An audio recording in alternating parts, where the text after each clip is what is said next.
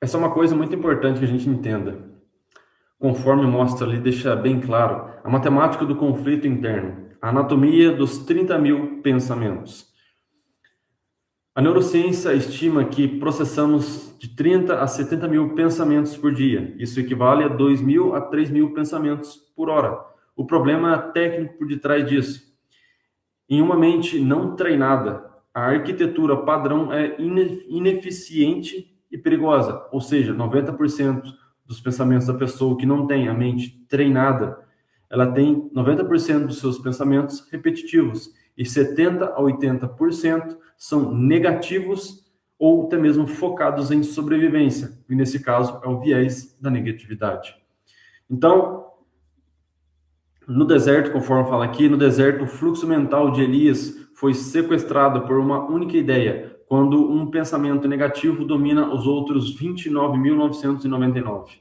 O cérebro entra em um looping sináptico exaustivo, consumindo os recursos vitais. Então, a pessoa que ela não tem uma mente treinada, a consequência ela é deixar se levar pelos pensamentos. E muitas das vezes esses pensamentos são pensamentos negativos, são pensamentos contrários daquilo que realmente ele pode ter, daqueles pensamentos que realmente vão agregar na vida deles. Então, no caso de Elias, ele teve apenas um pensamento diante de apenas uma fala de uma pessoa. Uma pessoa determinada, chamada Jezabel, disse para Elias que iria matar ele, queria tirar a vida dele.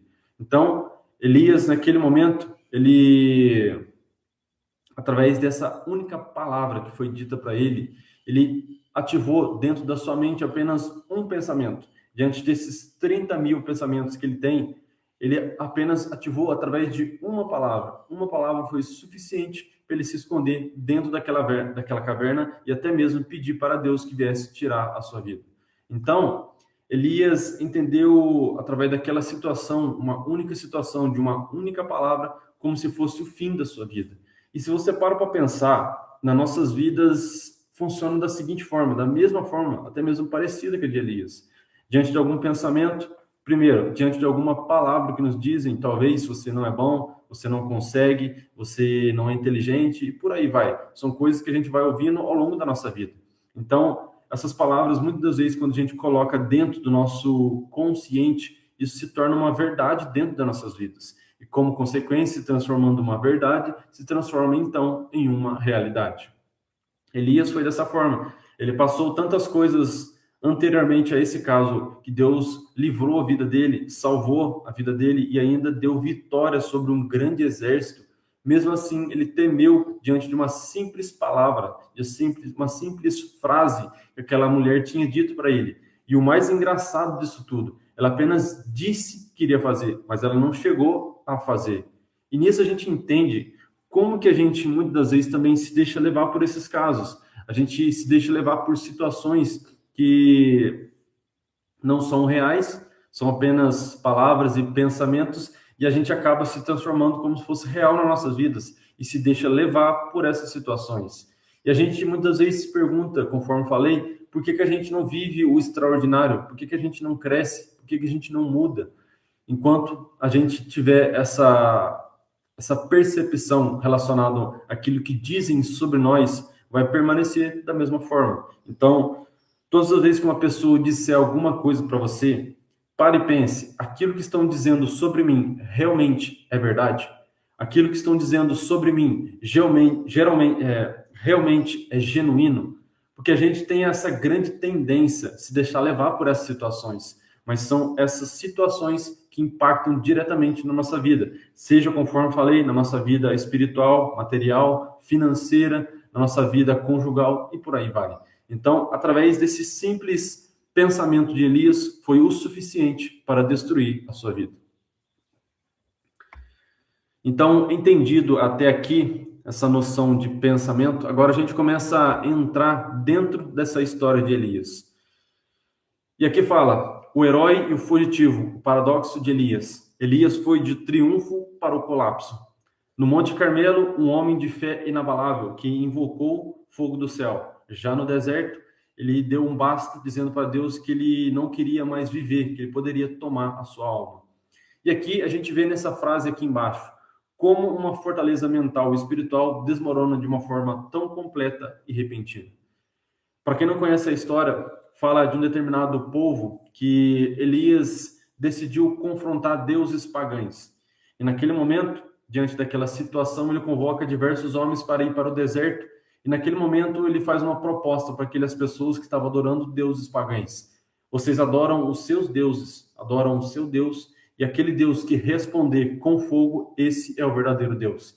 Então, eles começaram a aclamar Baal naquele momento no deserto, e depois de algum tempo, depois de algumas horas, Baal não respondeu naquela situação. Então Elias entra na história e começa a clamar a Deus para que viesse consumir aquele sacrifício, mostrando quem ele era de verdade.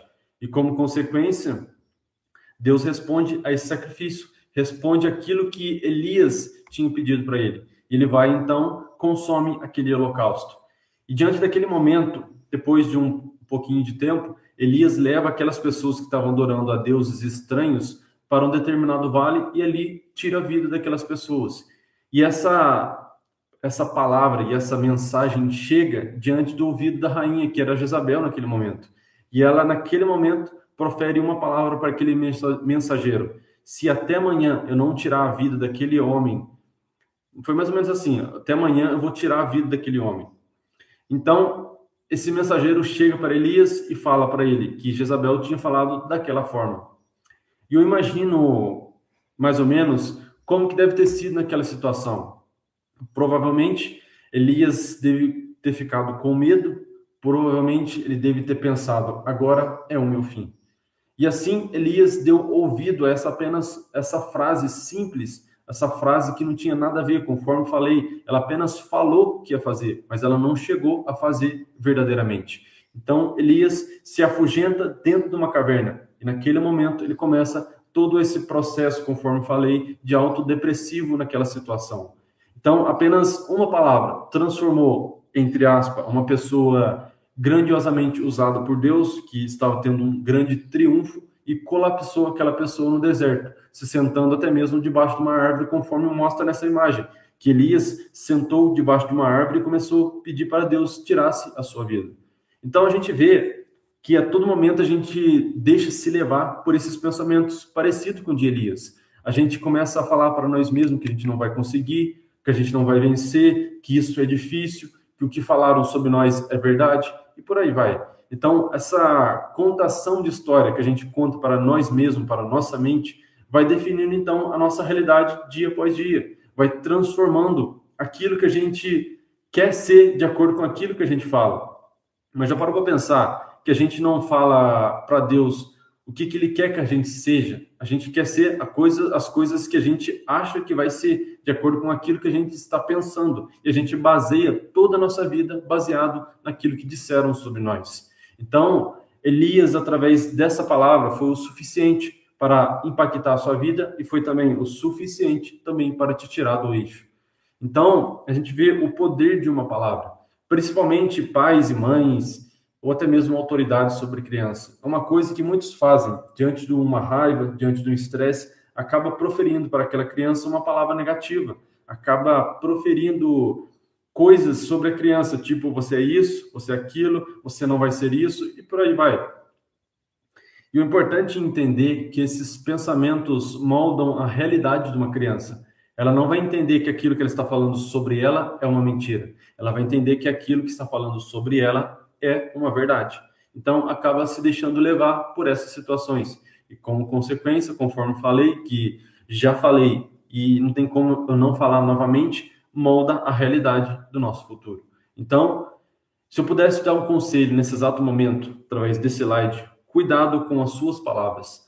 Não só o que você diz para você mesmo, mas aquilo que você diz para outras pessoas. Aquilo que você diz sobre aquelas pessoas que estão debaixo da sua autoridade. Seja você um líder espiritual, seja um líder de uma empresa, seja um líder de uma família, seja um líder de qual for o caso.